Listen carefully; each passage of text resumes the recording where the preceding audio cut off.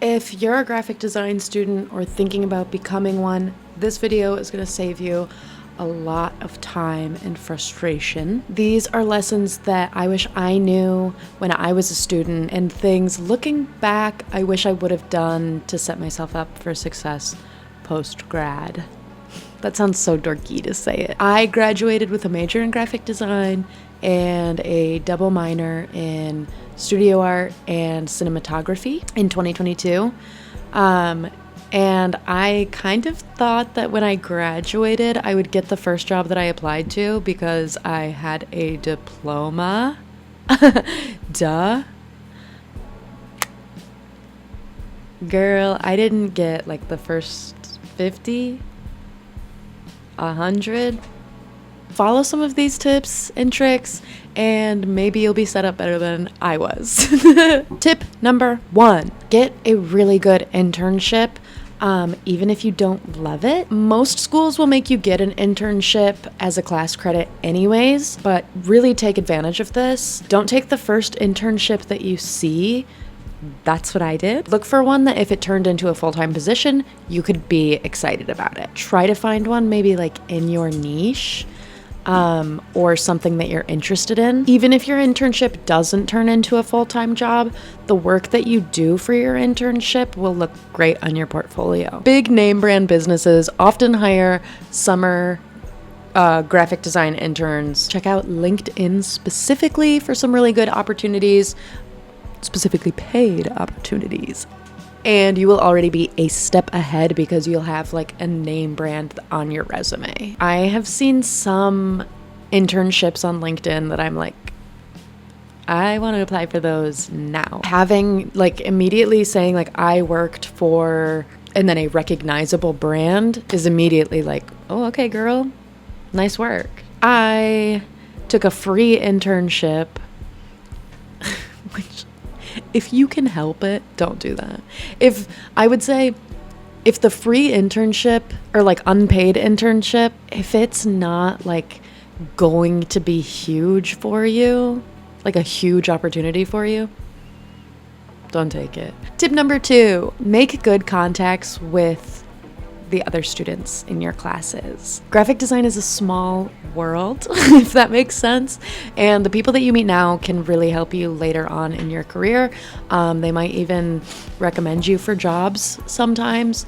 So build strong relationships with the people that are in your classes now, and even your professors, honestly. If you become teacher's pet, chances are they might get you a job directly out of school. My friend had a job lined up before he even graduated just because our professor liked him. And I was like, hi, are you handing those out? Do you have more of those? Follow your classmates on like Behance, LinkedIn, and also like your professors. Connect with your professors on LinkedIn, Instagram if you guys have like portfolio Instagram accounts. Sometimes seeing what other designers are up to can inspire new ideas in you. I still keep in touch with a lot of my friends from school, and we're constantly lurking on each other and seeing what the other one is up to. If you can hear my sweet, precious little angel cat in the background, I'm really sorry. I don't think you can. I think he's only distracting me, but he is like going freaking nuts on a straw. It's a rubber straw though, don't worry too much. Tip number 3. Oh my gosh. Work as a graphic designer at your school. This is the best advice I have because I have specifics. And I don't see many other people saying this. Find out what on-campus design jobs are available to you. Sports are usually always available. But there might be even more opportunities on your campus. I did photography at my school's radio station, which seems like something they wouldn't need, but they did. Talk to your professors and ask them if there's any design work on campus that's available. Check out literally every single flyer that's on campus. Post your own flyers too if you're like wanting to do freelance. But specifically, my advice is to try to work for your school's sports teams, whatever sports team that is, whether it's football, lacrosse, hockey. Can't name many other sports off the top of my head, but try and work for their teams. Work for club sports even. Having something like this on your portfolio is huge. Every time I've seen a sports team hiring a junior graphic designer, it always says that they will not hire them if they didn't have prior experience. And it's like, girl, that you said junior. So what do you mean by that? So pretty much the only way, if you ever want to do sports, which guess what? I didn't think I wanted to really until I kept seeing, until I went to hockey games. And I was like, that actually looks like fun. I want to do that. But anyway, sorry. And really the only way to get prior experience in sports is to work for your school, which really kind of sucks. So getting your foot in the door through school is huge, especially because you design for their social media, marketing, graphics at the game, flyers. I don't know. Do the students do merch? I don't know if they do that. But you do like a big variety of things when you work for any school sports teams. So it's such a valuable opportunity that you pretty much only get as a student. And it looks so, so good on your portfolio. It's one of, personally, my biggest regrets is that I did not work for like my school football team. Well, I would have liked to work for the lacrosse team, probably. Tip number 4, write down every single passion project idea that you have. Your brain is going to be overflowing with ideas when you're in school, and you'll have no time to actually do any of them. Don't let them disappear. Write them down. Please write them down in the same place every single time. I still keep a notes app where I have running ideas just all the time of like illustration ideas, painting ideas, design ideas. And then literally I go into my notes and I just search ideas, and then I'm like, oh, there it is. And it's just like a running list that I've literally had since I was like 13. Some of those ideas are really bad, but whether it is a new brand concept, packaging design, whatever it is, please keep track of these ideas, because one day you'll want to work on a passion project. Like if you're working a 9-to-5 design job and you're like, I'm sick of working corporate, I want to do something fun, but all of your creativity is sucked out of you. You can go into your little notes app and you can be like, oh my gosh, that's right. I love that idea. And then you're like, okay, now I'm ready to go back to work. One day you'll have the passion and no project to put it on. And then you'll be saved by the Notes app. These projects also make great portfolio pieces, and maybe one day it will be the reason that you land a job, or it'll point you in the direction of something that you want to do. If you like keep saying like, oh, I keep doing packaging design in my passion projects, maybe you're passionate about packaging design, girl. Tip number 5, keep super organized folders of your schoolwork. Future you will thank you for this one. Keep all of your projects organized. Seriously. Label everything. I know like saving in the Adobe Cloud is super convenient, but save hard copies on a hard drive as well. Bowie's literally trying to pull my shoe off as I speak. He acts like he is literally starved for attention when I have done nothing today but hang out with him and give him 100% attention. I went to Chick-fil-A for dinner and I brought him with me.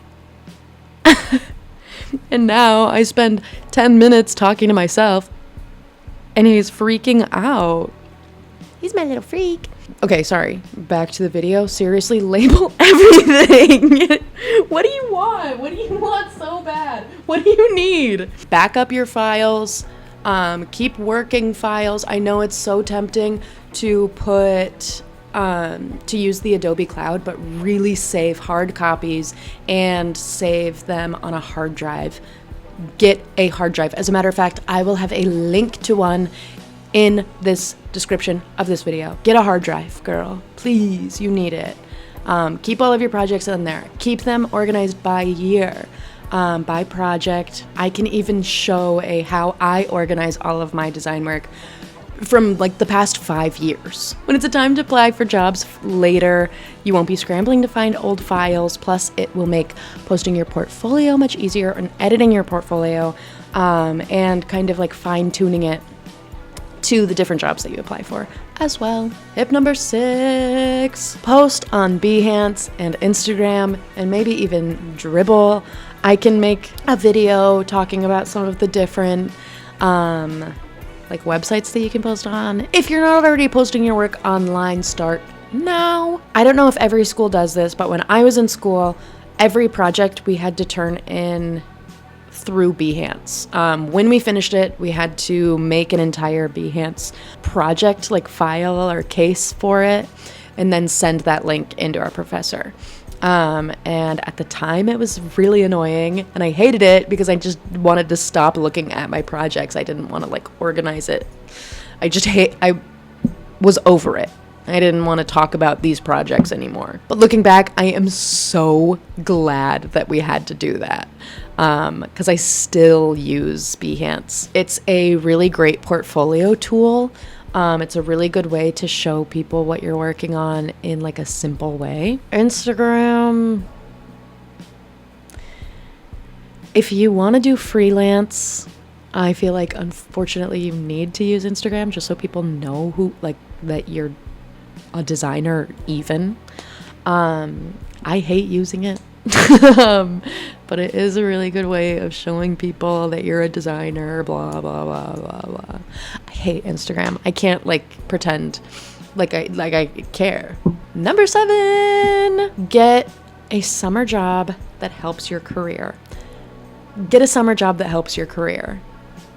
Get a summer job that helps your career. If you can, try and find a summer job or job during the semester that you can put on your resume instead of just like working retail or food. That being said, I used to work at Urban Outfitters and I loved it so much because of all of the cute clothes I got. So maybe this tip is not worth listening to. Look for freelance jobs or even like assisting wedding photographers if you can. Working at a print shop, also something I did. Anything that builds any kind of creative skill will make a difference. It does not have to be explicitly design related. I can make a separate video of creative jobs that you can work that will look good on your resume as well. I've worked a ton of them. I love working part-time jobs, apparently. I've worked over 20. It is really cool. Like I have some on my portfolio that like when I see there will be like random skills that will come up in a job listing and I'll be like, oh, I have that because I did this random job one time. Tip number 8, take as many classes as you possibly can. This one sucks. I feel like such a nerd saying this because like when I was in school, if I heard this, I would have been like, yeah, right. Shut up. And I probably wouldn't listen to myself, and I mean this. Don't stick to just the basic curriculum. Take extra classes that can expand your skill set. I guess I actually did listen to my own advice because I did take extra classes. I took extra InDesign classes because that was, I guess I want to say, difficult. You don't use InDesign for every single class. Whereas like you do use Illustrator for every single class. So I took extra InDesign classes so I understood it better and I really enjoyed them actually. I also took 3D classes. These extra classes that I did take have helped me a lot later, especially the InDesign one. The more diverse of your skills, the more job opportunities that you will have. And knowing more software makes you more valuable as an employee, as freaking dorky as that sounds. Like right now, I'm trying to learn Figma. I don't think I've ever said that out loud. Oh my gosh, I've read it. I've used it, but I have never said Figma out loud. I knew it was goofy, but That's crazy. How have I never noticed that Figma is Ligma? Yeah, I'm currently teaching myself how to use Figma. Okay. I also took a coding class when I was in school. And that one I don't even bother letting people know. I don't let anybody know that I have coding experience. If I see coding, if they like need HTML or whatever, CSS, HTML, if they have that listed as something that they want in like the requirements, I'm like, oh, no. That is not a job for me. But also, that is valuable to know about yourself, because sometimes when I see job listings and I'm like, I don't have experience in that, but I'll apply for it anyways and just learn it. If I didn't have experience in coding, I would be like, I'll learn it. I learned it and I hated it, and I don't want to be paid to do it. You couldn't pay me to code for you. And I mean that. But that's valuable to know. When I see job listings that say coding, I say skip. Tip number 9. Thank you very much. And this one's controversial. Take free or low-paying jobs if you can afford to. Working free is not ideal. But if you're starting out and you need experience, taking on small or unpaid jobs or low-paying jobs can help build your portfolio. Just be strategic about this. Work for like nonprofits, friends, local businesses, local schools, where you will get exposure and something good for your portfolio. And then as soon as you have some of these under your belt, stand up and charge your worth. Don't stay in this stage for very long. No, I don't want to sing it anymore. I'm sorry. This is tip number 10. Take advantage of the free programs that your school is giving you. One of the biggest perks of being a student is free software, which technically nothing at school is free. You pay for it. So take advantage of it. If your school gives you access to programs like the Adobe Cloud, take full advantage. Use it as much as you possibly can. Learn every tool that you can, especially like some of the more obscure ones. So like I don't even remember what some of them are, like Adobe XD. I took like an XD class, so I have some experience in that. Any like video editing classes that you can take, do them, or even just figure it out on your own. But another thing that a lot of schools offer is like Skillshare memberships or LinkedIn Learning memberships. Use them to learn the tools that you're not taking classes in, or better your skills in some of these programs that you don't understand. Once you graduate, you are not gonna buy LinkedIn Learning. You're not gonna get a membership to Skillshare. You might, but you're not going to get one to LinkedIn Learning. No chance. So use it while it's free to you. Learn as much as possible. Graphic design and school in general is overwhelming, but take these tips seriously. Write them down. Commit them. Hey, run this video back. Watch this video again. Play it while you sleep, actually. And you'll be way ahead of the game. Let me know which piece of advice you hated the most. Which one you liked the most? Is there anything else that you want me to talk about? If this video helped you,